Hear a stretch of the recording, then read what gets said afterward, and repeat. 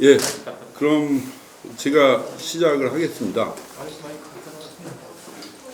예, 제22대 국민의힘 보은 옥천 영동 괴산 국회의원 예비후보 김성회입니다. 저는 여기 지금 충청북도의 정치혁신 그리고 세대교체를 위해 이 자리에 섰습니다. 존경하는 보은 국민 여러분, 옥천 국민 여러분, 영동 국민 여러분, 괴산 국민 여러분, 제22대 국회의원 선거 보은군, 옥천군, 영동군, 괴산군 선거구에 출마하는 국민의힘 김성회 예비후보입니다. 저는 몸바쳐 윤석열 정부를 세웠습니다.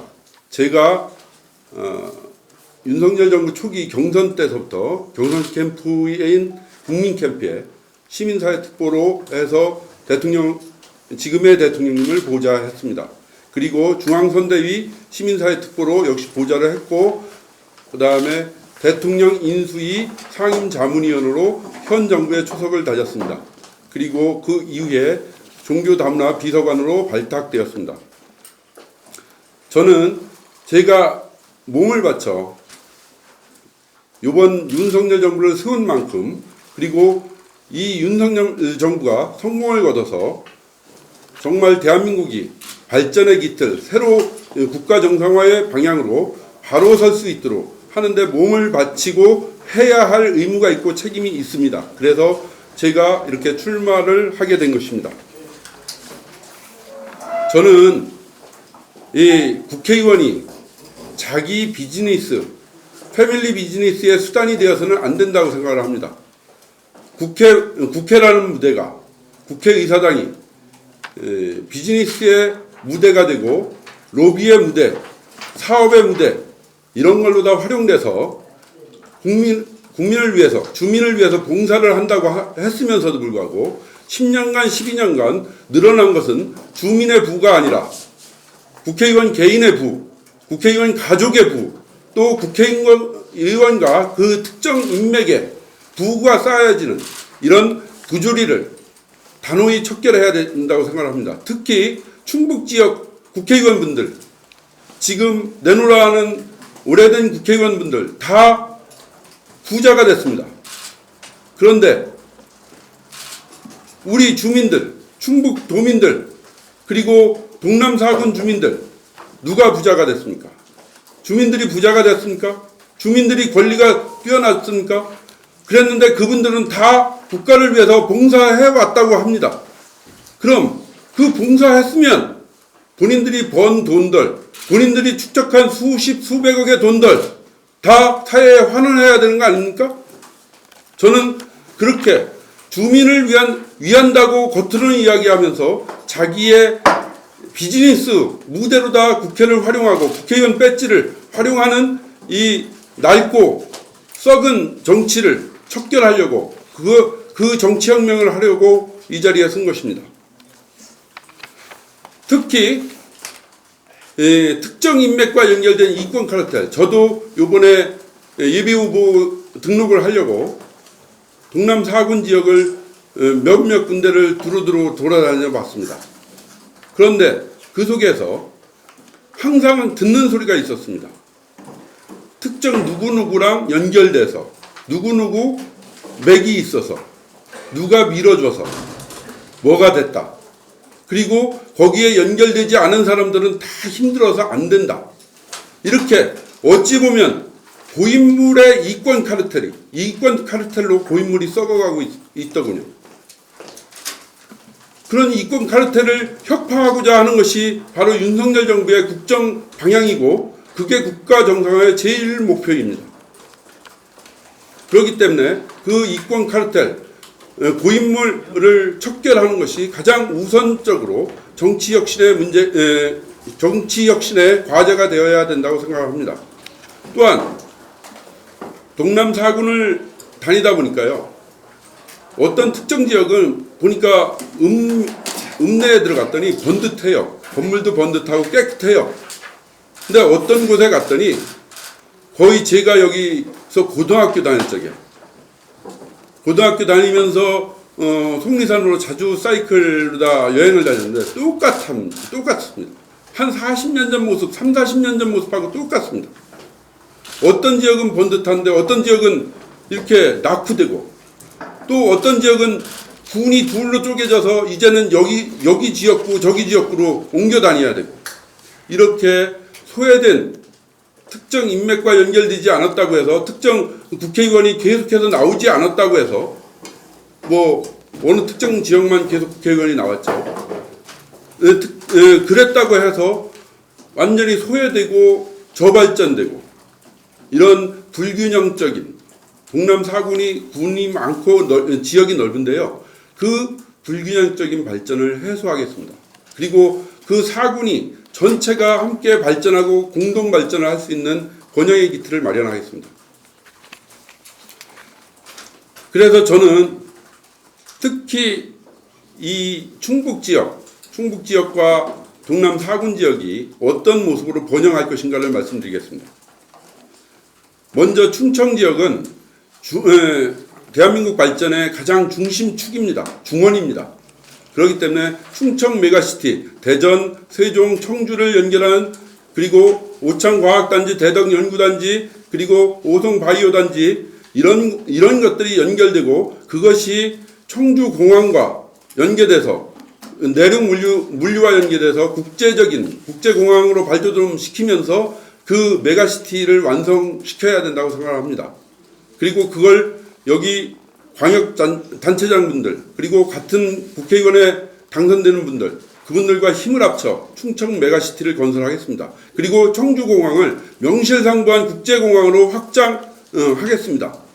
중앙정부에 힘이 필요하다면 그걸 대통령을 설득해서라도 만들어내겠습니다.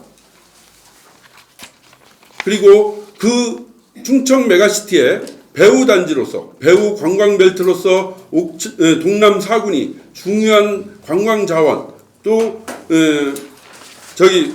배후 자원이 될 수 있다고 생각을 합니다. 특히 옥천 지역은 요즘 국토의 중심이어서 물류의 허브로 각광을 받고 있습니다. 여기에 물류, 택배 기업들을 더욱더 많이 유치를 해서 옥천이 물류의 중심으로, 그리고 옥천 지역이 대청호수 때문에 많이 제약을 받고 있는데, 이 대청호수를 오히려 발전의 동력으로 활용하는 전기배를 띄우는 형태로 해서 발전시켜 나가도록 하겠습니다. 그리고 보은군, 괴산군, 옥천군, 그리고 영동군, 여기를 이어가는 산막이 옛길이 상당히 각광받는 좋은 지자체 사업이었습니다. 그것을 달천강 둘레길, 그리고 속리산 둘레길과 연결하고, 그것이 다시 대청호수 후반 둘레길과, 그리고 영동의 소백산맥 금강 둘레길, 이렇게 연결시켜냄으로써 그 동남 4군이 공동체적 발전으로 함께 발전할 수 있는 기틀을 마련하겠습니다. 그 다음에 영동군의 일라이트 광물, 그거 상당히 지금 바이오, 건강을 위해서 중요하게 대두되고 있는데요. 이 일라이트 광물을 특화시켜서 일라이트 광물 산업을 더욱더 발전시키도록 하겠습니다. 괴산군 같은 경우에 좀 재미있는 것이, 괴산군은 지역이 넓으면서, 그리고 산야가 좋으면서도 또 상선보호구역에 잡히지 않은 곳입니다. 그래서 그곳을 신성장 축산업인 마을산업 같은 것들을 유치해서 그 신성장 농축산업을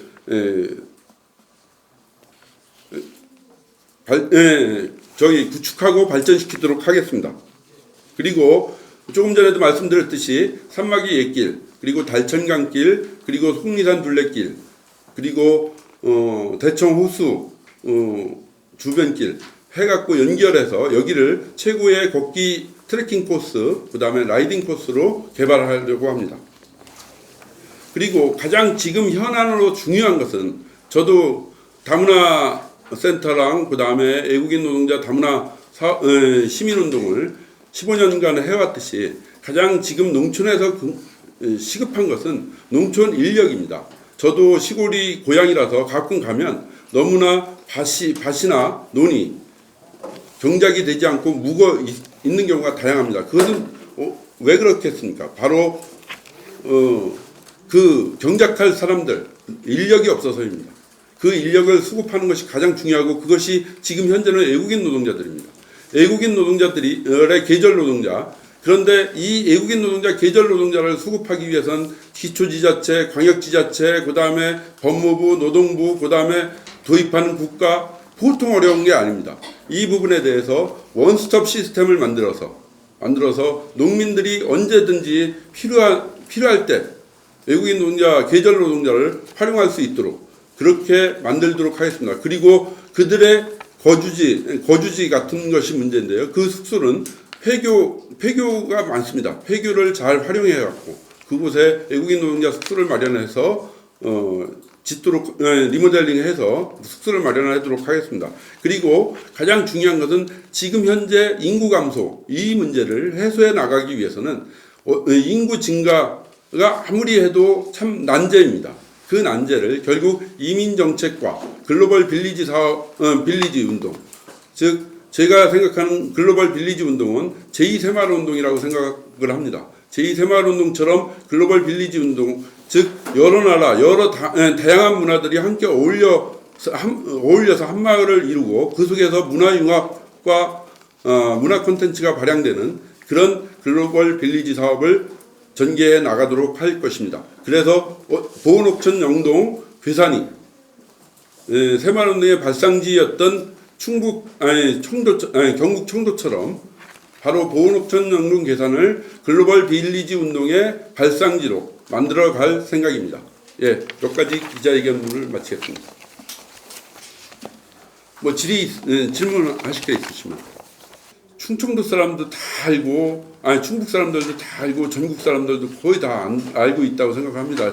또 특히 그런 것 때문에 일부 시민단체에서, 경실련들 일부 시민단체에서 국회의원이 돼서는 안 될 사람 1순위로 자리 매겨졌고요. 그 다음에 또 엄청난, 지금은 무혐의 처분 나왔다고 하지만 엄청난 이권 카르텔로, 이해충돌로 1000억대가 넘는 이해충돌로 고발되기도 했고요. 그랬던 분이 있고, 그 다음에 다른 분들도 마찬가지입니다. 제가 보기에 청주에도 있죠. 청주에도 청와대 비서실장에 하셨던 분, 제가 알기로는 제 학교 선배인데요.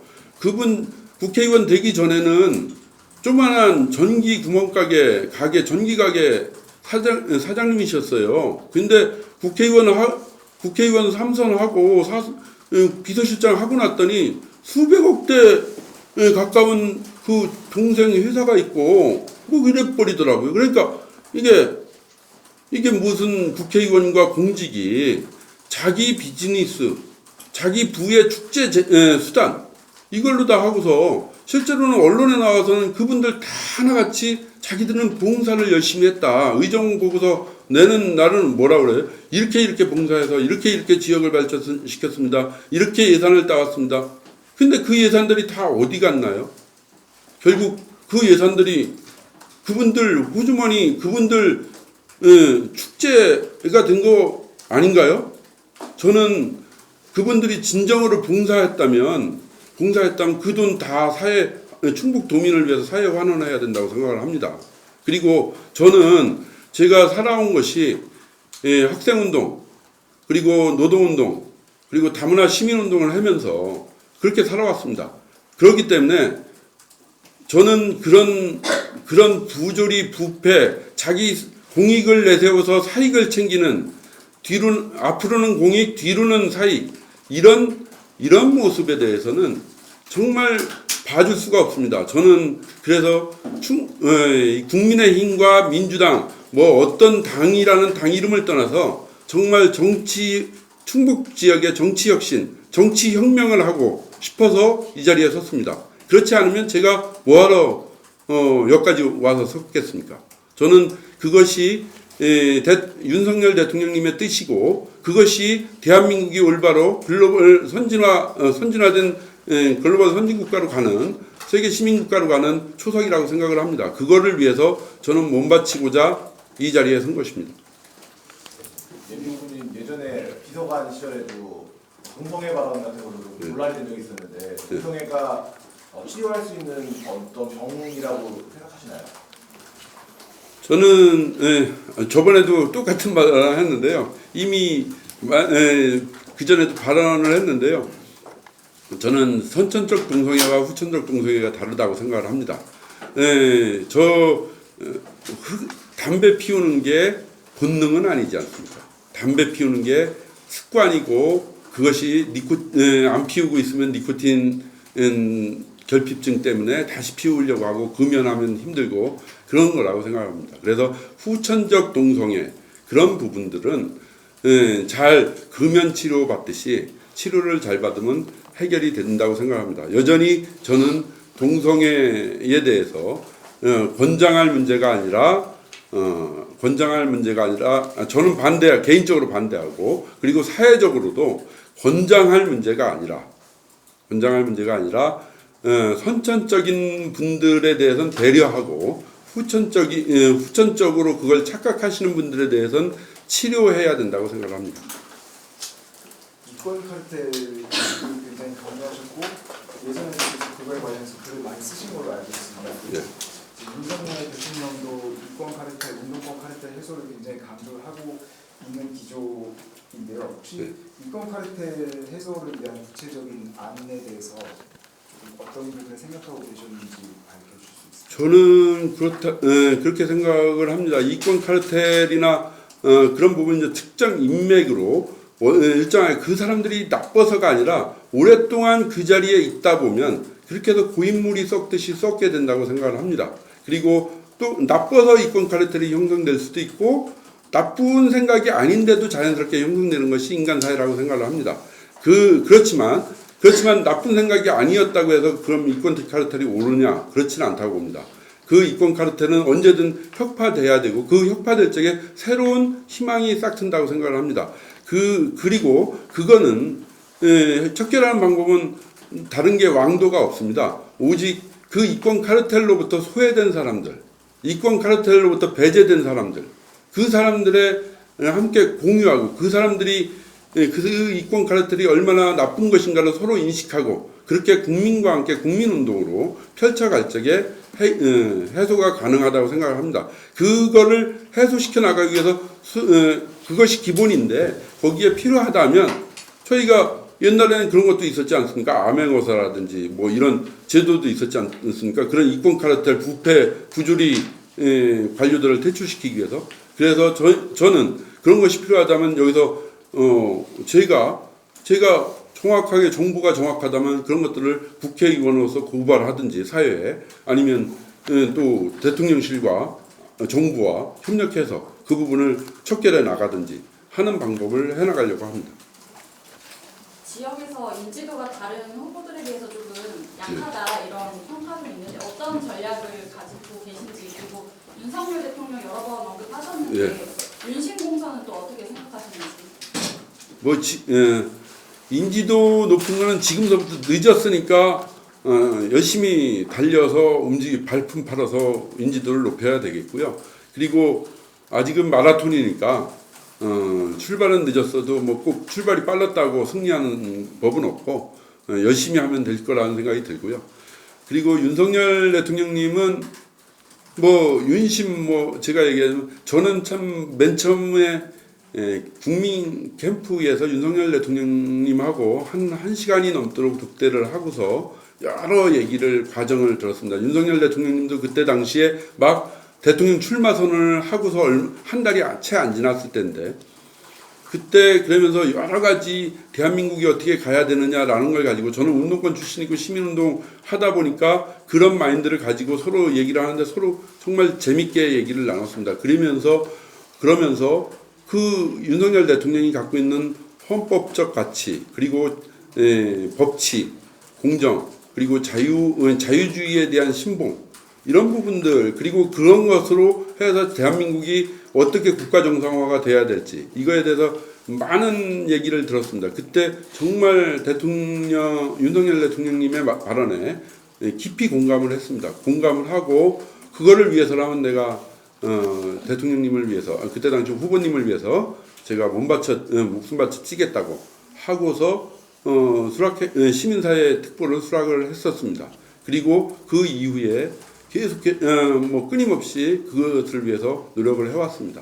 그리고 어찌 보면은 저는 윤석열 대통령님과 한마음 한뜻으로 지금 이 어찌면 국정운영에 아무리 대통령실에서 그만 나왔다 하더라도 항상 한마음 한뜻으로 지내고 있다고 생각을 합니다.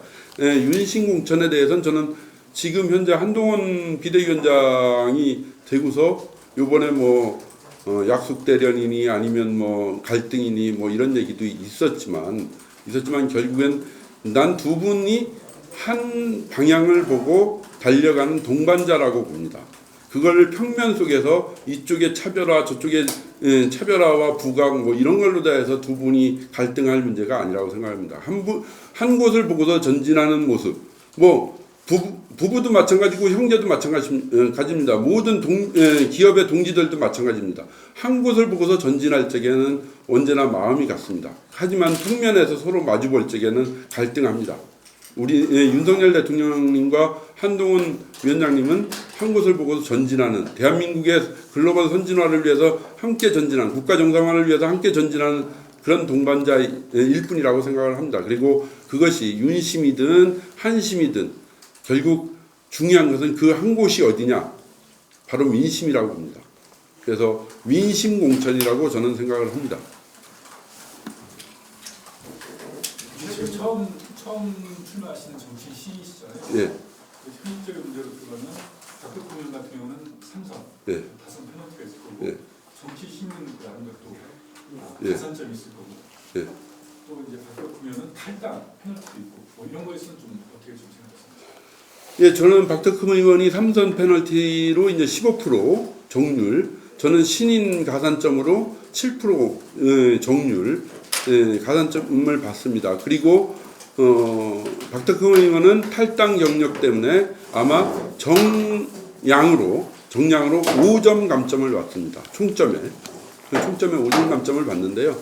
그렇게 될 적에 박덕흠 의원이 불리하지 않을까 또는 유리하지 않을까 여러 가지 판단이 있을 수 있다고 생각하는데 그만큼 박덕흠 의원님은 12년간 3선 동안 하는 동안 많은 주민들한테 노력을 쌓고서 그 속에서 호불호가 갈릴 수 있겠지만 노력을 쌓고 인지도를 쌓았다고 생각을 합니다. 그리고 저는 신인으로서 처음 등장하기 때문에 많은 불리한 것이 있다고 생각합니다. 그런 측면에서 15점 정률, 저의 15% 정률, 저의 7% 가산점 이 부분은 저로서는 적당하다, 약간 만족스럽지는 못하다, 적당한데 만족스럽지 못하다라고 말씀드릴 수 있고요. 그리고 그 부분이 이번 당락에 좌우될 것인가 이제 공천받는데 저는 그렇게 보지 않습니다. 결국 공천받는 데서 점수도 물론 경선하면 점수도 아주 세밀하게 따져봐야 되겠지만 가장 중요한 것은 더 이상 이제 시대 정신이 이제 충북 정치는 좀 바뀌어야 된다라는 것입니다. 어찌 보면은 지금까지 조금 전에도 얘기했듯이 국정을 논하는 자리에서 개인 로비나 하고 개인 사업 로비나 하고 다니면 이 도가 창피하잖아요. 충청북도 도민들이. 예? 그리고 그다음에 그래서 경실련에서도 출석률이 제일 꼴찌 이렇게 나온 거 아닙니까? 그러니까 출석은 안 하고 사업 로비를 하고 다니면 그 주민들은 그분을 뽑아준 주민들은 뭐 합니까? 그다음에 주민들과 스킨십을 위해서 그렇게 오셨다고는 하지만 열심히 하셨다고는 하지만 어쨌든 스킨십 하는 건 그분의 큰 장점이고 좋은 점이라고 저는 생각합니다. 그 부분은 충분히 또 제가 배워야 될 점이고요. 근데 그것이 그 스킨십과 주민을 위한 스킨십으로 머물러야지 그것이 개인의 축제로 다 전환되면 안 될 거라는 생각이 듭니다. 예. 그래서 저는 점수 아까 조금 전에 점수 물어보고 이렇게 물어보셨는데 저는 그것에 의해서 공천이 좌우되는 게 아니라 결국 지금의 시대 정신이 공천을 좌우할 것이라고 생각합니다. 뭐 박덕표 의원이 소득주 대상이 된다든가 이런 부분에 연구해 두고 계신가요? 뭐 그렇게 그런 얘기도 일부 많이 있는데 뭐 그럴 수도 있다고 생각합니다. 그리고 그 부분에 대해서는 뭐 제가 관여하거나 뭐 어떻게 할 수 있는 상황은 아닙니다. 그냥 주어지는 환경을 받아들일 뿐입니다.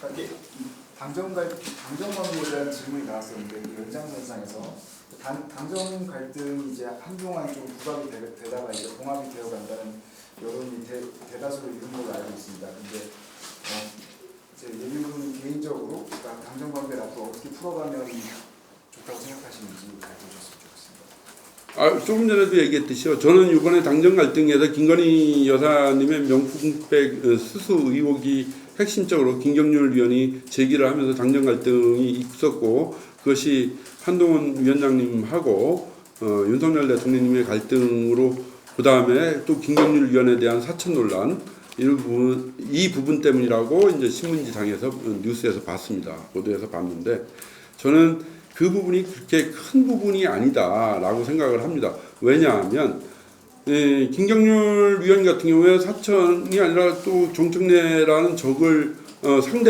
상대랑 맞세우기 위해서 자기 선수를 띄워준 것이고 좀 그것이 말씀이 좀 과도했지만 결국 경선을 하면 될 것이고 그 다음에 김건희 여사 명품백 수 문제는 명백하게 함정 몰카였고 그 공작이었습니다.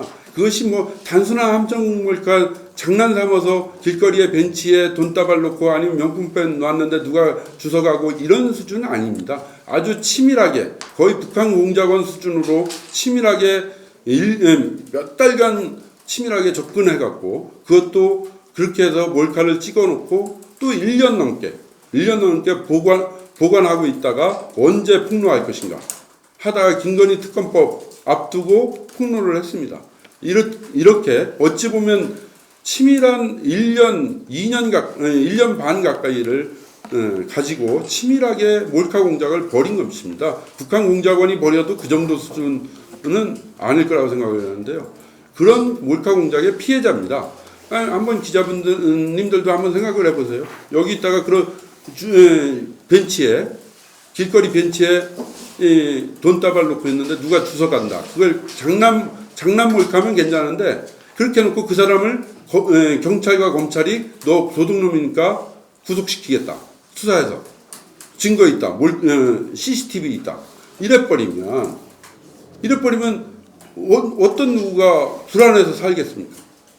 그렇듯이 그거는 경찰과 검찰이 그렇게 일반 사람을 대상으로 했다고 생각을 해보시면 명확하게 나옵니다. 그래서 저는 명백히 함정 몰카 공작이고 그것은 김건희 여사는 피해자일 뿐이다 라고 그리고 피해자에게 사과를 요구하는 건 있을 수 없다. 오히려 가해자가 사과를 해야죠. 가해자가 사과를 해야 되는 것이고 그것이 내부에서 국민의힘 내부의 정당에서 논란이 일어나고 그것 때문에 당정이 갈등한 것은 대단히 좀 좋지 않은 모습이다. 그런 생각이 듭니다. 그래서 지금 현재는 뭐 이 양쪽 다 너무 과했던 측면들이 있기 때문에 그것을 자제하면서 서로 한 길 민생을 보고서 함께 가자 이렇게 하고 계시는 것 같아요. 그래서 바람직하게 가고 있다고 생각합니다. 그리고 지금 또 그 김경률 위원 그다음에 명품백 수수 그 이슈 때문에 사라졌던 운동권 특권 정치 청산 이 부분을 다시 이슈 테이블에 올리는 것 같아서 저는 바람직하다고 생각합니다. HCN 오승훈 기자입니다. 예. 그 후보님께서 정치 신인이라 이제 가점도 받고 예. 박덕표 의원님은 뭐 마이너스 이제 페널티 얘기하셨는데 예. 만약에 공천 과정에서 만약에 떨어지신다면 예. 그 과정이 불공정하다 생각하면 무소속 출마 의지까지도 가지고 계십니까? 일단 경선에 들어가면 무소속 출마는 불가능하고요. 예, 선거법상 저는 경선 얼마든지 경선에서 박덕흠 의원이나 아니면 또 박세복 군수나 이런 분들이 상대편이 경쟁자가 한다면 저는 아주 흔쾌하게 승복하고 이기는 그것이 당을 위해서 이기는 것이라고 한다면 뭐 한동훈 위원장님은 선민후사 얘기를 했는데 저는 선민후사 플러스 선당후사도 할 생각입니다. 그래서 당연히 승복하고 지원할 생각입니다. 그러니까 저는 싸움은 치열하게 하지만 결과에 대해서는 깨끗이 승복하는 아름다운 경선을 할 것입니다.